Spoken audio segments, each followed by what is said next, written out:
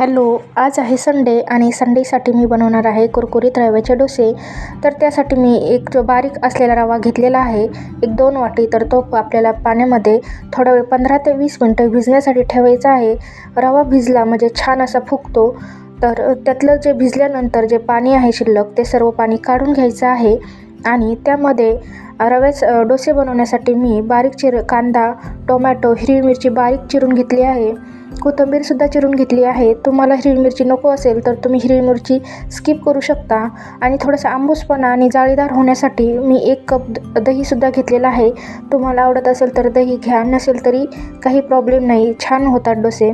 तर त्यामध्ये दही ॲड केलेलं आहे आणि जे मी बारीक चिरून कांदा वगैरे घेतलं होतं ते सुद्धा ॲड केलेलं आहे.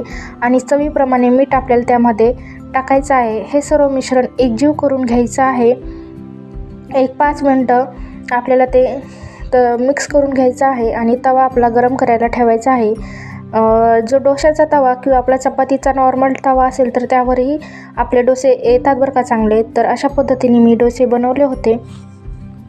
चटणी किंवा सॉस तुम्हाला आवडत नसेल तर साधे सिंपल असे बनवूनही खाऊ शकता. खूप छान आणि टेस्टी लागतात.